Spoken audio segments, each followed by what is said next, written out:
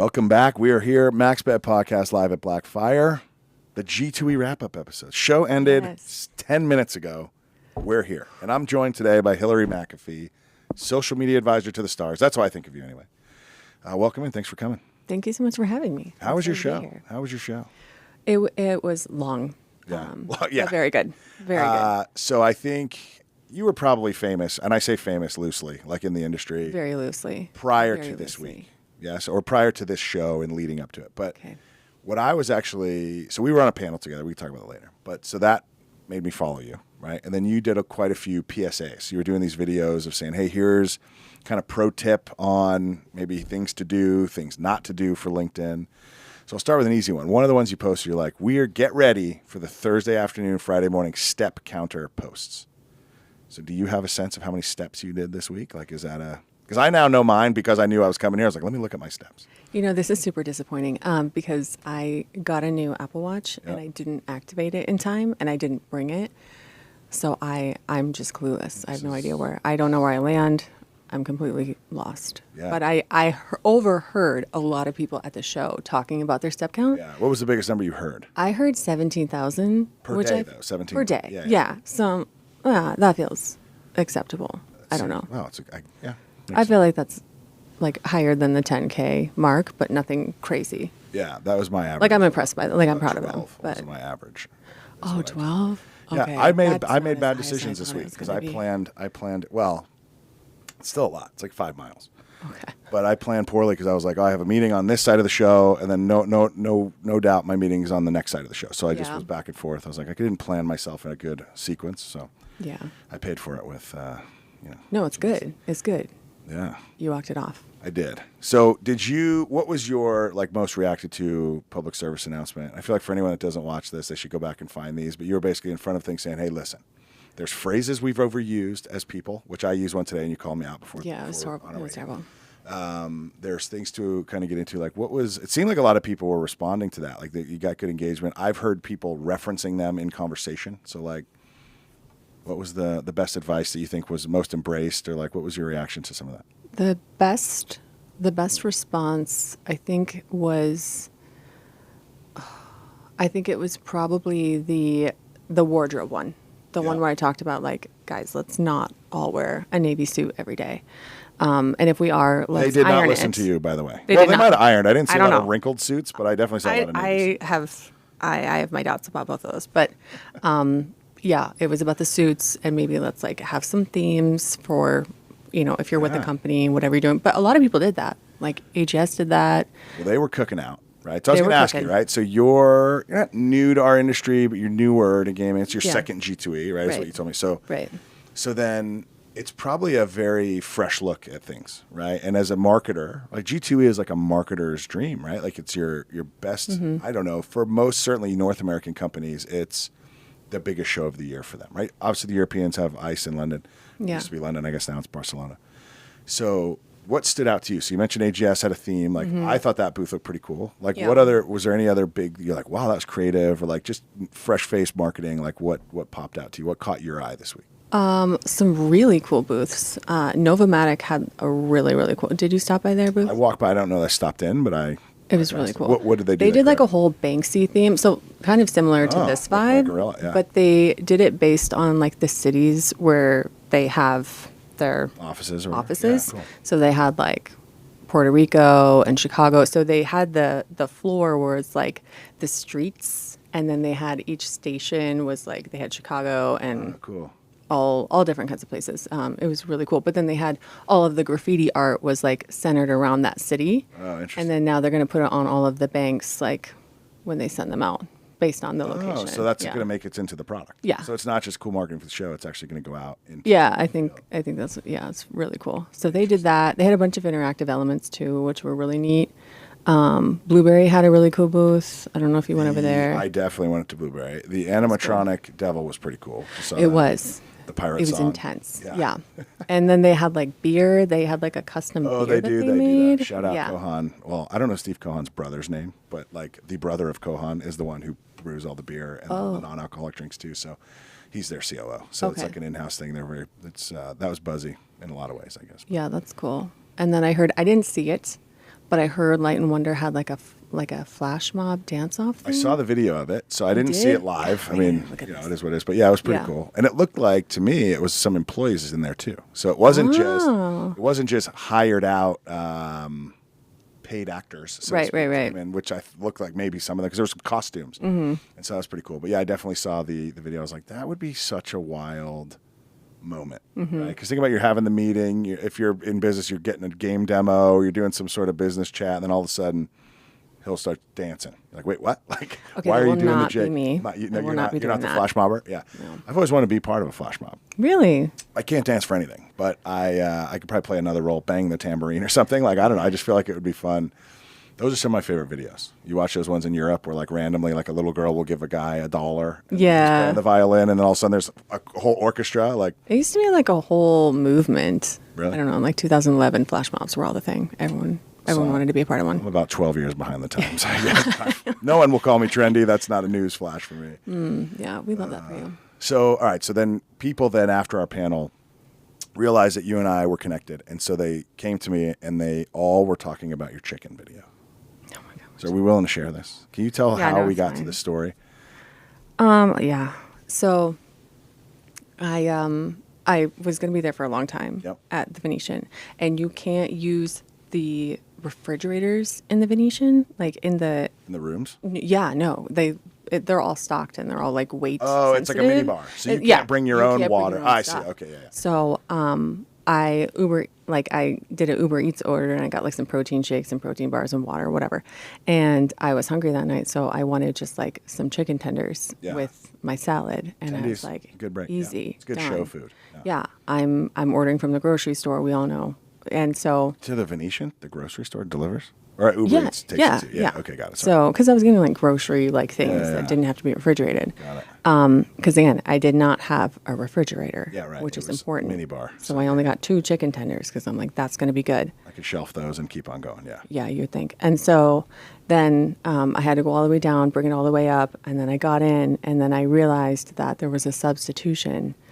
And the substitution was that they didn't have chicken tenders. And so instead of doing that, they substituted a whole rotisserie chicken per chicken tender. That's probably my favorite part of the thing. Just here you are. You're not a large person. Even if you are, it's still funny. But it's funnier to me when you're not like a gorilla. And so I think the people want to know, did you house those? Did you finish those? Did you just sit in your room and I gave it my best shot. But I didn't. I thought, this is a good like protein bump for sure, but I couldn't keep them. Normally, I feel like. And I felt bad. So anyway, also the cost difference of 2 chicken tenders versus 2 rotisserie chickens in Vegas is apparently very large. That guy knew what he was doing. He upsold you pretty hard. For sure. He was hoping for that automated tip upgrade. Yeah, that's funny. Yeah. So. All right, so we digress. I just thought that was a funny story. So, yeah, I guess what I want to know, I guess, is what are we doing wrong? Right? So, like, in your eye, or right, or both, maybe give both sides of the coin. So you're coming in fresh. I feel like in our panel, there was a lot of people asking us. We did the panel, Heather talked about it in an earlier podcast, but basically saying, hey, branding and using influencers and trying to basically not all the way digital marketing, but talking about it.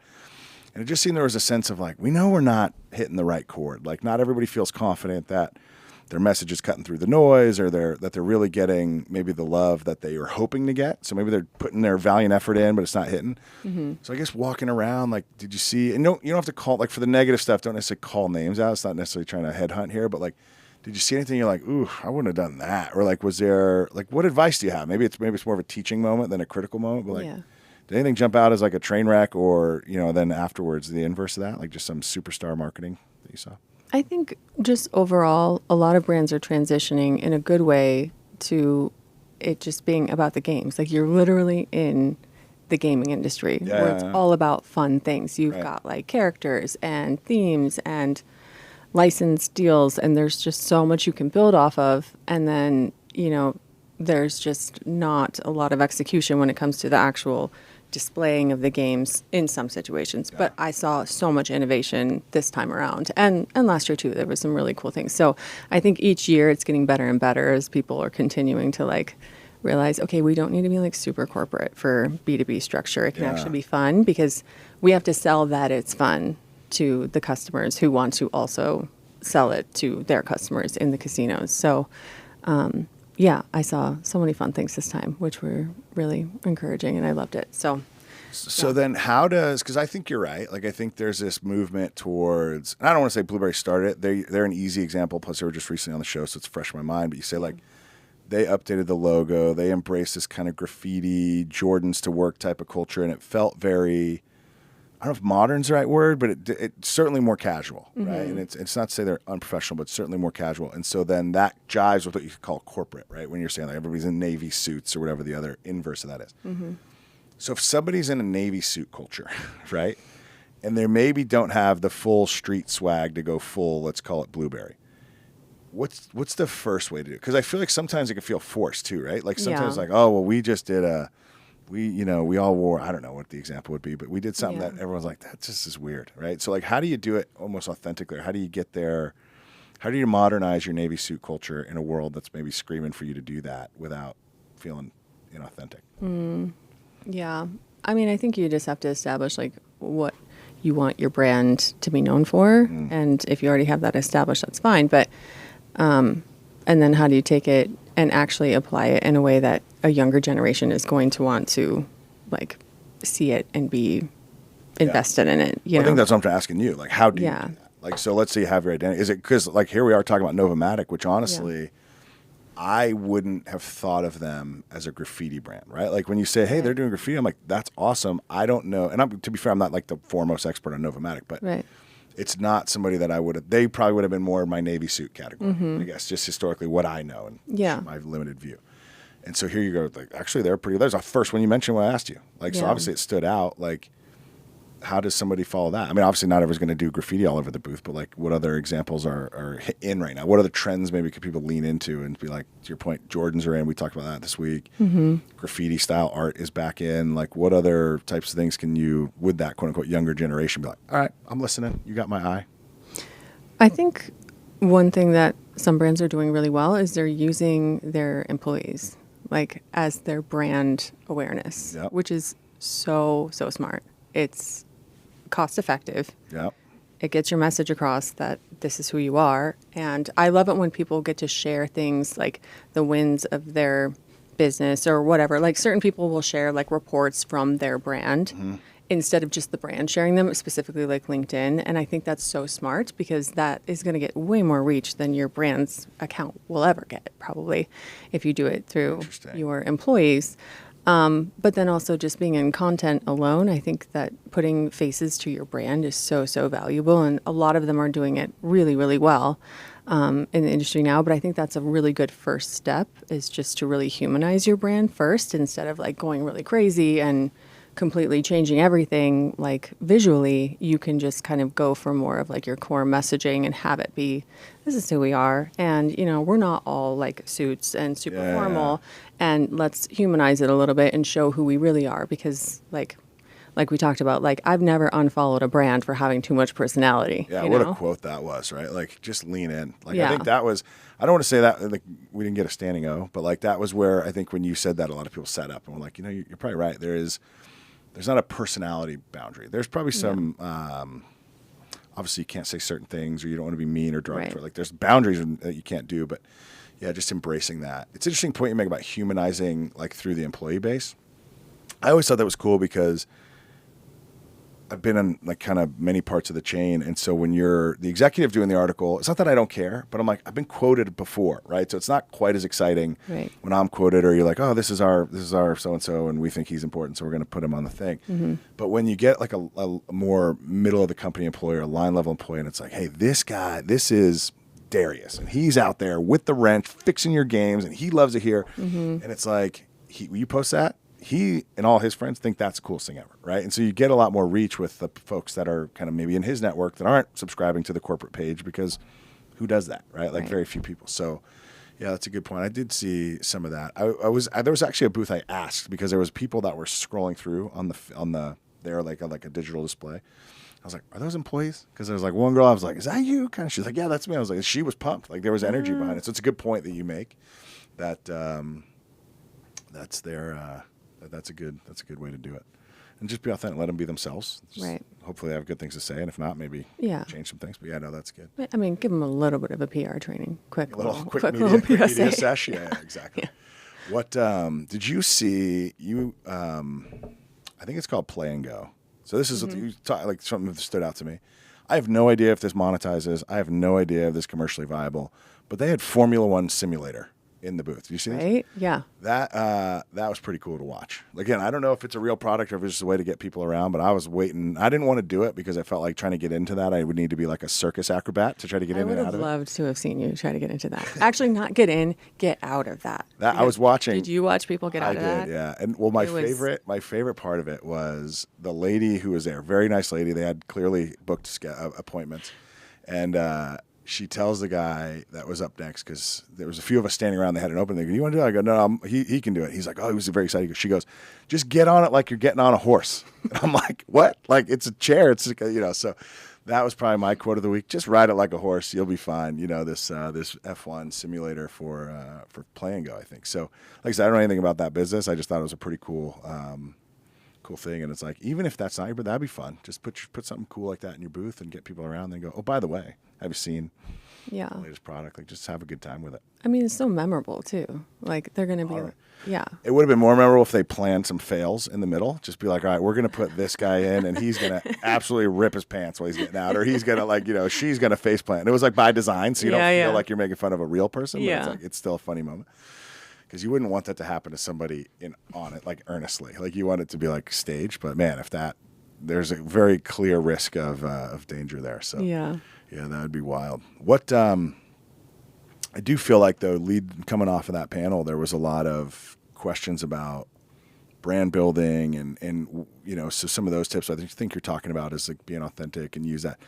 The other thing, it felt like people don't even know what platforms to use anymore. Right, I feel like you more specifically, because it's more your area, I got a lot of questions on, like, what am I doing on TikTok, or should I be on TikTok, or should I be on, like, how to market, and like, where do you start? I mean, I know you have a cool TikTok story, but like, how do people embrace these different platforms? Is there a fear? Is there like an overblown FOMO of like, I'm not on every platform, and maybe you don't need to be? Like, what's your thought on like the platform conversation when it comes to social?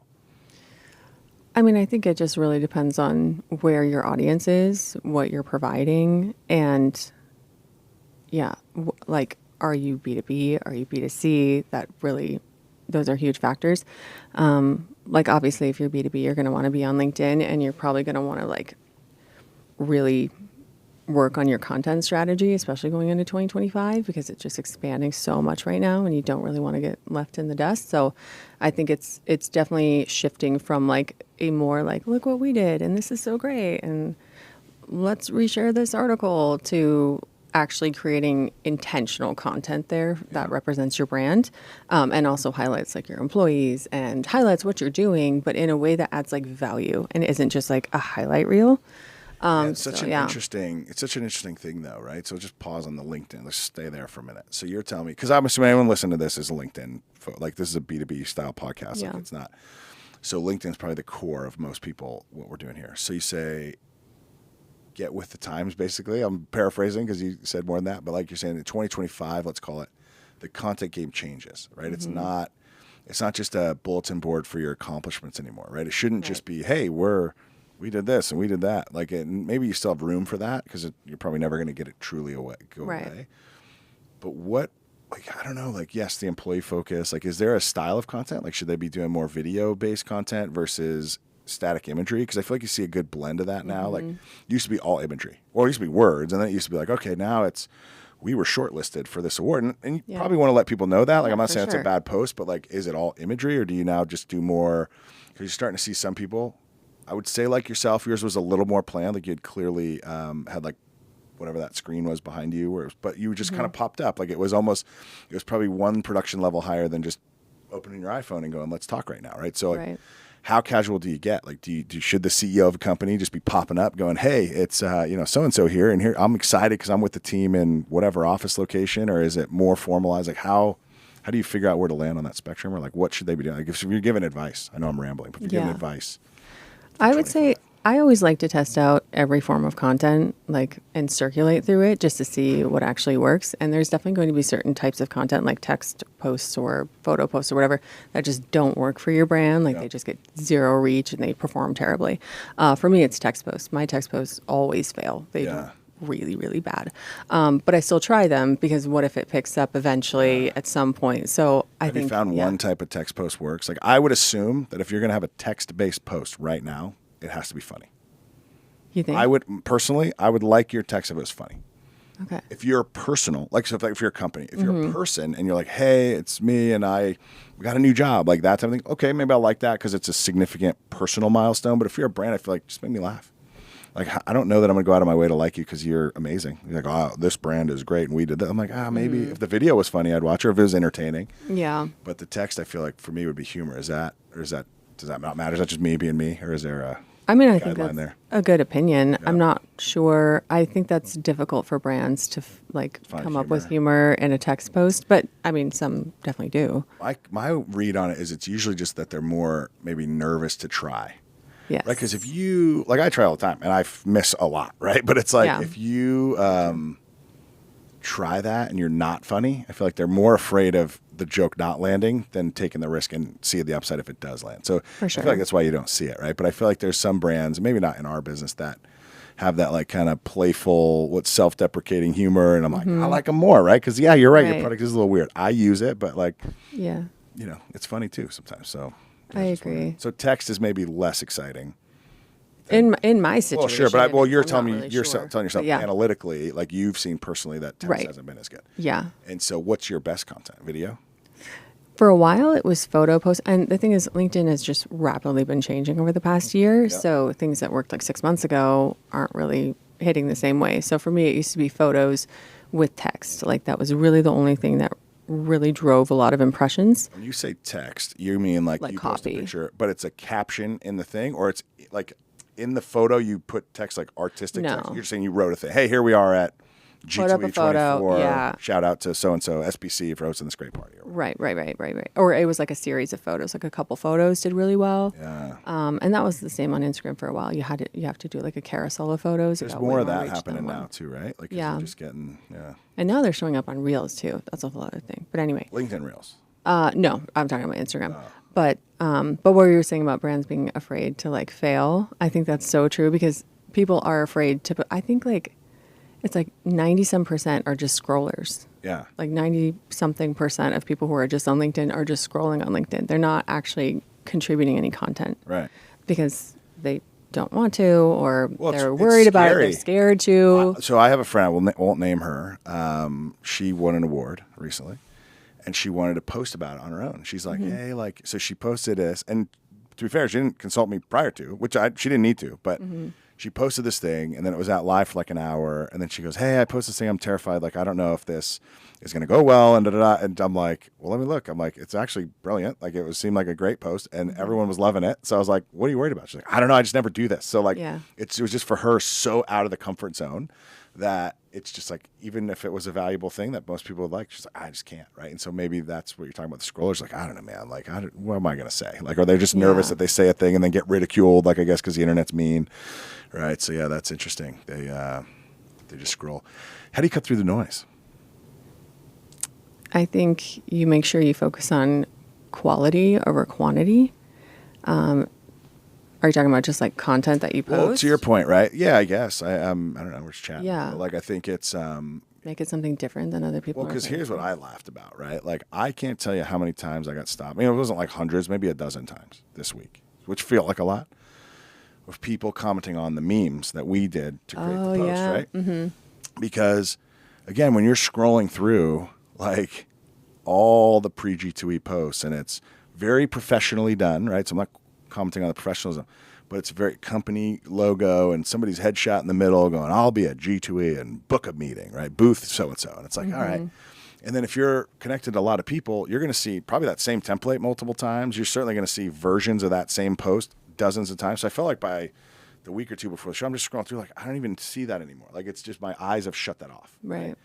Then comes like my giant Easter Island head on like a little girl's body, right? Or like not a little girl, like a lady, but she's very slim body, or like you as Ron Burgundy or Heather, right? Or like you as Groot, or Dan as like a, what was it, bridesmaid, right? So you're sitting there going, so that's just, the eye goes, wait, what the F is, like, what are we seeing here, right? And so then people are like, this got my attention. It was funny. And then we had like close to 100 people at our panel, which turns out was a big deal. So we found a solution, right? We were willing to just be like, yeah, you can make fun of us if you want. Because I also got a few people telling me like, hey, when are you putting that dress back on there, buddy? Like just trying to mess with me. And I was like, I don't know. We'll find a big enough one, right? But like, it was, so you take a little ridicule with it, but it's all in good fun, I think. And so like we didn't have the fear, but it worked. So how do you maybe do something maybe less, I don't know. Is it just take chances? Is that I don't know. I'm just trying to figure out how to help people. I think you just shoot your shot.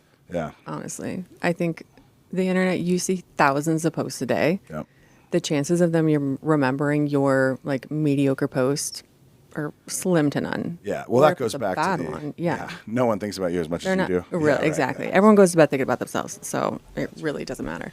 Well, in the spirit of that, how do we help them be better at this? So we're talking a little bit. Let's is there, obviously the advice is different personally versus professionally, right? So I mean, I don't mean personally offline. I mean as me as a person versus the company.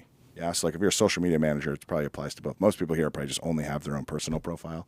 Does all this advice you're giving apply the same? Like, is it humanize yourself, maybe put yourself out there more, images of yourself in a carousel? Like there was actually a guy, so shout out Brendan, who came to our panel. He's a customer of mine. He sounds like he's moved up quite a bit, so I was like really happy to see his success. But he comes in and he's like, let's do a selfie. And then I'm like, this guy all week was selfieing, right? Yeah. I was very interested in this. And I was like, it might have been one of his first, we were first panel. Then I'm like, he's with Bo and he's over there. I'm like, I know everybody. You're like, how cool you're getting around, right? And it's like, he just put himself out there. And what was cool about it is he got like after like, and all his posts were blowing up. And I was like, I don't know if he was famous. It feels like he's famous now because I can't stop seeing this guy, right? Like in all the algorithm. But is it just breaking that fear barrier and getting out there? Or like, I don't know, because I feel like a lot of people wish their brand was bigger in the business or in any scenario, but like in our business. And like, I hear a lot of people go, well, no one knows who I am. I'm like, I don't know. I know who you are. Like, I mean, I'm not the most important person, but somebody else has heard of you. Like, yeah. How does a person elevate their brand in the middle of all this noise? Because you're in the same feed as the companies, right? Like, yeah. I think you just show who you are and add value. Yeah. Like add value or entertainment or inspiration is kind of my thing. So I think it's a good mix. But I think you, especially on LinkedIn, you need to make sure you're showing that you know what you're talking about in a professional sense. But then I also think it's important to show who you are as a human. Because, you know, I do a lot on social media. I've marketed to millions of people. But I also get 2 rotisserie chickens. And that happens at conventions that everyone's going to. So, you know, hopefully that's, you know, relatable and it landed. I had a lot of people come up to me talking about the chickens. So clearly it was memorable. Yeah, well, it's just one of those, it's like it stops your brain to go, wait, what? Like I got this lady holding up a chicken. Like it's just your brain can't, like I was telling you earlier, I go, sometimes your brain I feel like just buckets things. And like, okay, this is an advertisement. I don't even have to see it, I just know it's an advertisement. Or this is a meet me at the booth post. And it's like, I've just bucketed those two, right? And then it becomes, wait a minute, this is different. Like you're pointing to a thing or holding the chicken, or there's other people out there, right? Like I did think, you know, there were some companies that had variations of their meet me at the show, which caught me because it wasn't the same. So I was like, oh, I got to read this because all of them are different. So everyone has a different reason to go or a different point. Like, so that was nice cutting through the noise. So yeah, I just think you got to find a way to be a little bit weird. Yeah, I agree. It's a little scary, but it's, you know, tends to be effective. What was your favorite part of G2E this week? Oh, sitting down. Anytime I could sit down was always good. So nice to sit down. Yeah, you know, it's just seeing everybody, I think, right? And it was, so like I'm not working really. So like I'm consulting a few brands, a few people. So for me, it was a wildly different show. So normally I'm standing in a booth and I'm meeting customers and the day is triple booked from, you know, 10 to whatever.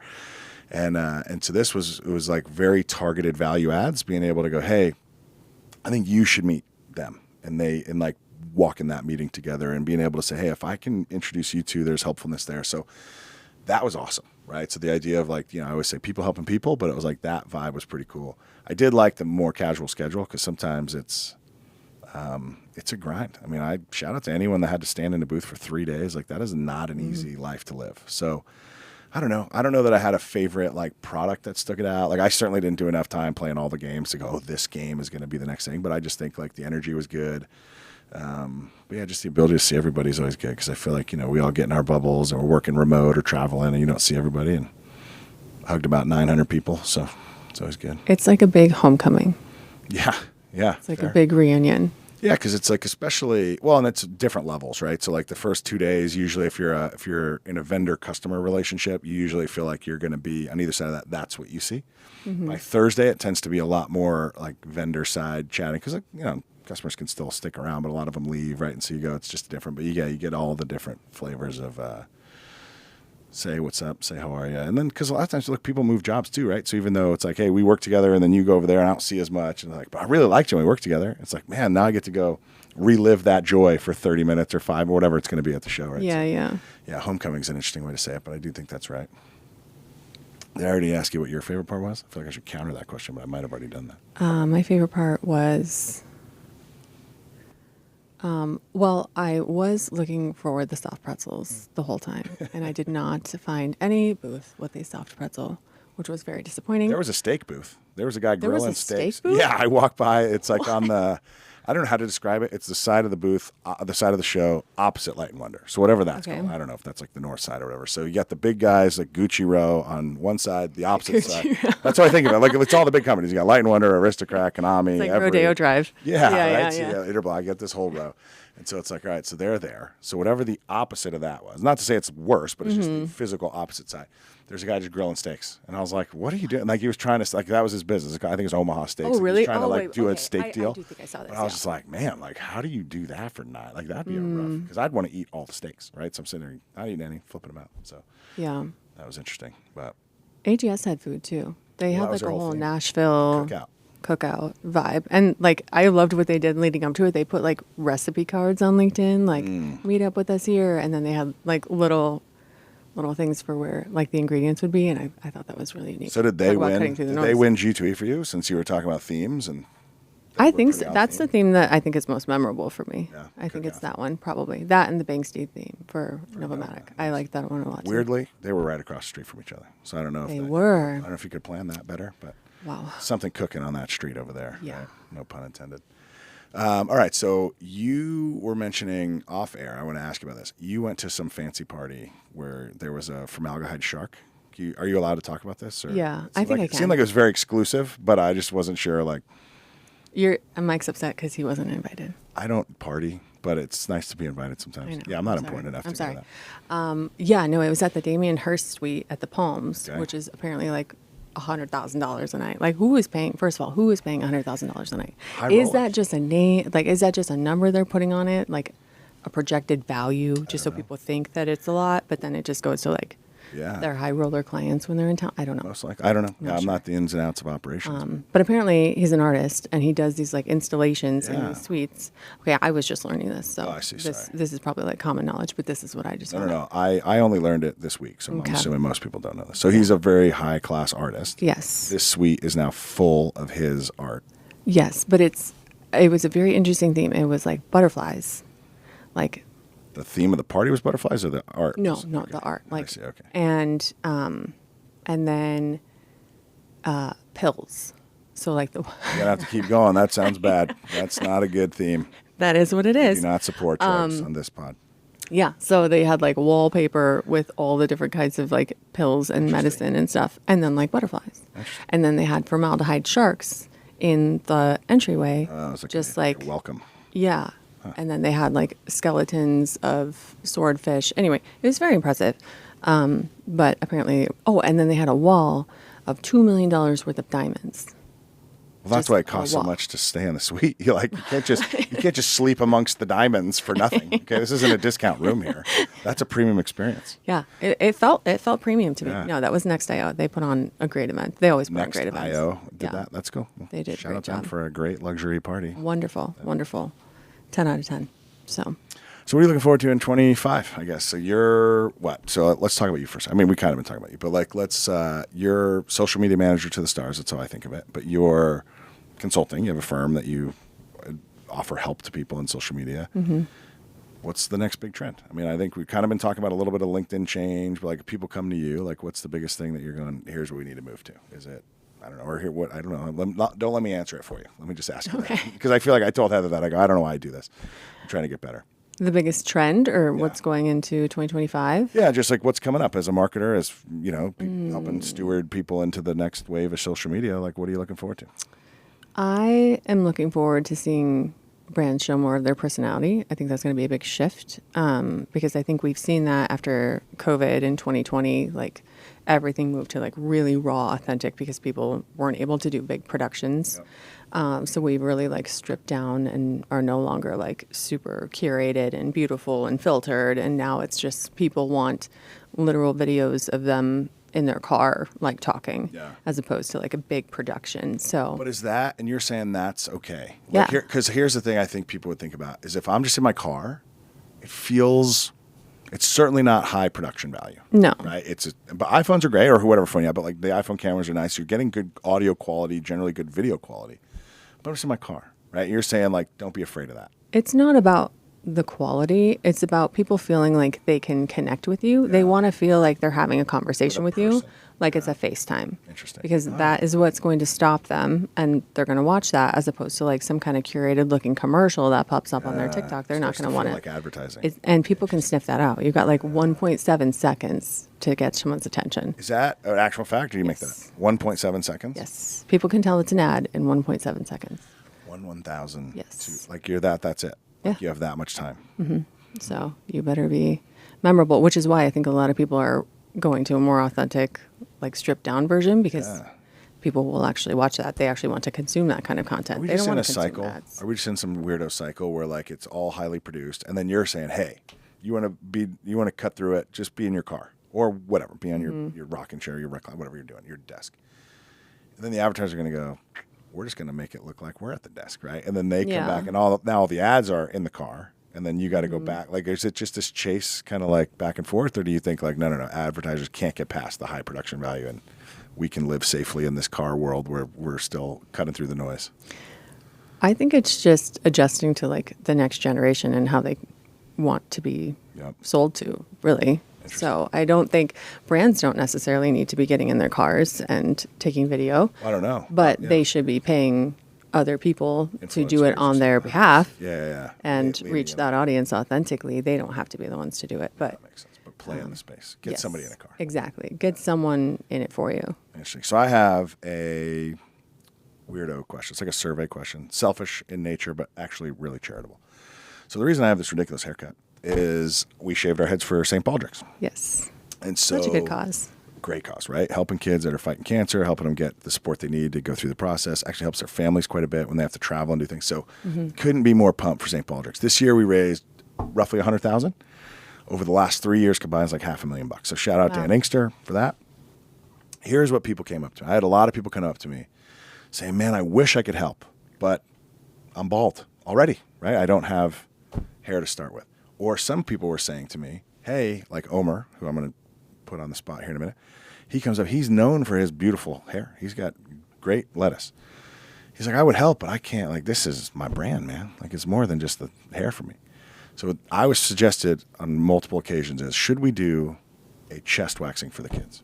So the people that don't have real hair, they should just they could Kelly Clarkson themselves and raise money that way. Do you think, like, I don't know, what's your take? You're in the trend. Like, would that be, is that just gross, like all these guys do? Or is it like, yo, that would actually be. Isn't that like Steve Carell in 40-year-old version? Yeah, when he yells at Kelly Clarkson. Yeah, so that's what I'm saying. Like, it would certainly be painful for the person. You're going through it, right? But I do think we'd get more people to participate if they didn't feel like, because they could hide it. You do that. It's not great for however long it takes to wax the chest. And then you go, I put a shirt on.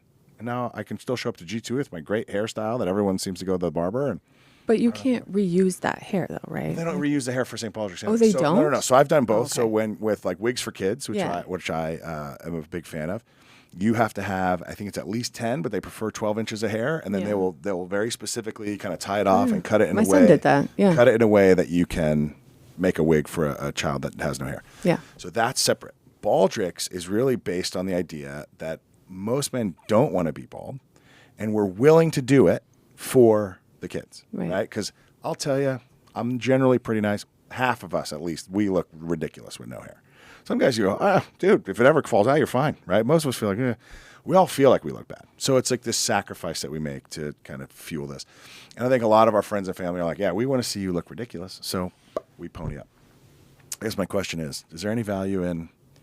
I mean, I would pay to see that happen. Yeah, or just to know it. That's a whole nother level of entertainment, honestly. I just feel like you get more people in. But as long as you're not, absolutely not, like hard no as a social media advisor, then I think... No, I think it's a great idea. I love it. Bring it up to Inkster. We'll see if he wants to do it, raise more money for the kids. Yeah, so in 2026... 25 is next. Oh, yeah, 2025. You're going to do both, right? Here's what I think. I think a lot of us are like, we'll do... No, I would do that instead. Here's my thing. I don't particularly prefer to shave my head, but I do it because it's a good cause, and and a lot of good guys are doing it, and we've done a lot of it. It's just, I believe in what we're doing more important than I care how I look, right? So that has taken the thing. But if there is a less embarrassing, even if it's slightly more painful option, I would much rather do that. Well, I'm assuming I've never been Kelly Clarkson, as I call it, but I feel like that would not feel good. But I'd do that before I do this again, for sure. Yeah. Because the next day I'm fine. Put a shirt on, nobody knows, right? There you go. So I can see that. Just curious. All right, so I have your approval. I'm calling this I look forward the to stamp that. of approval for you to go this. So Omer, you're on the hook, buddy. We're doing it. You got to come next year. We're gonna Kelly Clarkson you for a bunch of money. Final thoughts? I feel like I know the time flies. Like I feel like we just started chatting, but any last things to let the people know? How do they find you? So let's say people are listening to this and they're like, yo, she's pretty good. I mean, obviously we'll tag you in this when we post it, but are there channels they should follow or just find you on LinkedIn? I'm on LinkedIn. Yep. Hillary McAfee. Yep. Pretty straightforward. Probably the only Hillary McAfee on there. No, not 2 Fs. 1 F? 1 F, oh my God. not 2 Fs. 2 E's. 2 E's. Yeah. 2 L's. Anyway, you should just spell it out at this point. We'll just That's fun. All right, so look for her. You're available to help people find their groove on social media. Yes, absolutely. It's been a good G2E. This will be Monday, so hopefully everybody's rested and recovered and off to work. Oh, I hope everyone had their liquid IVs. Let's do it. Cheers. All right.